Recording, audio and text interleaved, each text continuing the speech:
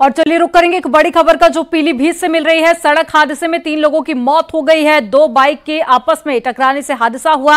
हादसे में 2 लोग गंभीर रूप से घायल हो गए हैं। थाना मधुतांडा के कलीनगर का है, जहां पर सड़क हादसे में 3 लोगों की मौत हो गई। तो एक बड़ी खबर आपको बता रहे हैं पीलीभीत से, जहां पर सड़क हादसा हुआ और 3 लोगों की मौत हो गई। 2 बाइक आपस में टकरा गई, जिसमें 3 लोगों की जान चली गई। तो सड़क हादसा हुआ। आज सुबह भी एक और सड़क हादसा सामने आया था, जिसमें 6 लोगों ने अपनी जान गंवाई थी। और अब एक और सड़क हादसा हुआ, जिसमें 3 लोगों की जान चली गई है और साथ ही 2 लोग गंभीर रूप से घायल हैं, जिनको अस्पताल में भर्ती कराया गया। 2 बाइक आपस में टकरा गई। और ज्यादा जानकारी के साथ में परवेज जुड़ गए हैं संवाददाता पीलीभीत से। परवेज, कैसे हुआ सड़क हादसा?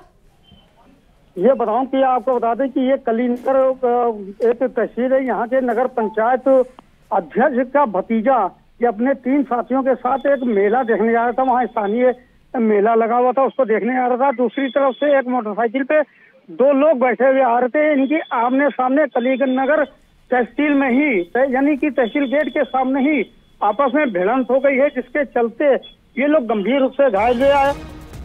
स्थानीय पुलिस उनको आनंद फानंद में वहाँ पहले सीएचसी ले गई, उसके बाद इनको जिला अस्पताल लाया गया, जहाँ पर 3 लोगों की मौत हो गई है और 2 लोग गंभीर रूप से घायल हैं। फिलहाल पुलिस इसके पर छानबीन में जुटी है और अब मृतकों का पंचनामा भर पोस्टमार्टम की तैयारी में जुट गई है। जानकारी साझा करने के लिए बहुत शुक्रिया आपका।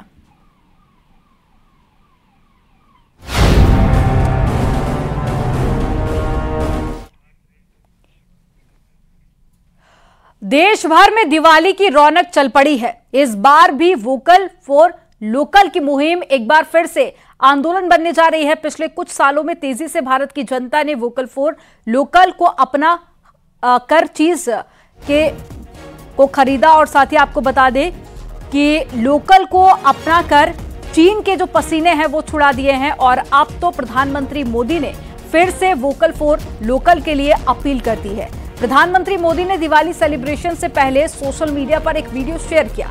मशहूर व्यवसायी किरण मजूमदार शाह के प्रयासों की सराहना करते हुए प्रधानमंत्री नरेंद्र मोदी ने एक वीडियो शेयर किया है और पीएम मोदी ने लिखा है कि आइए इस दिवाली को 140 करोड़ भारतीयों की कड़ी मेहनत को लेकर मनाएं। और ये उद्यमियों की रचनात्मकता और अथक भावना के कारण है कि हम वोकल फॉर लोकल हो सकते हैं और साथ ही भारत की प्रगति को आगे बढ़ा सकते हैं। इस त्योहार पर आत्मनिर्भर भारत का सूत्रपात करें। तो ये ट्वीट भी आपको दिखा रहे हैं जो कि प्रधानमंत्री नरेंद्र मोदी की तरफ से किया गया। और अक्सर वो ऐसे लोगों को बढ़ावा देते हैं, प्रोत्साहित करते हैं जो कि भारत की जो लोकल चीजें हैं उसको बढ़ावा दे रहे हैं।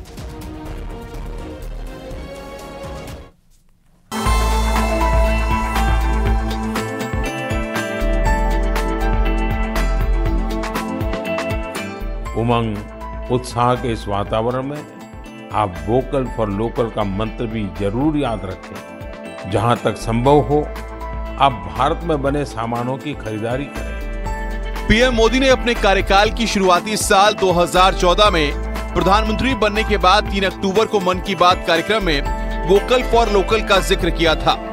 वोकल फॉर लोकल यानी देश में ही बनाना और देश में ही इस्तेमाल करना। पीएम मोदी की ये पहल अब करीब 10 साल होने को है। इन 10 सालों में धीरे धीरे देश ने वोकल फॉर लोकल को अपनाया है। पूरा देश इस समय वोकल फॉर लोकल की ओर वापस लौटने लगा है। जिस मुहिम को पीएम मोदी ने साल 2014 में शुरू किया था, वो मुहिम अब रंग लाने लगी है, क्योंकि वोकल फॉर लोकल बाजारों में अपनी पहुंच बना चुका है। धीरे धीरे इस अभियान ने लोगों को अपनी ओर खींचा है। यही वजह है कि पीएम मोदी की इस पहल को देश की जनता ने भी स्वीकार किया है और लोग खुद दिवाली जैसे त्योहारों पर वोकल फॉर लोकल को तवज्जो देने लगे हैं। वोकल फॉर लोकल अब एक आंदोलन बन चुका है। बाजारों में अब देश में ही बने सामानों को देखा जा रहा है। धनतेरस और दिवाली पर्व हैं तो लोग इस अभियान के भागीदार भी बन रहे हैं।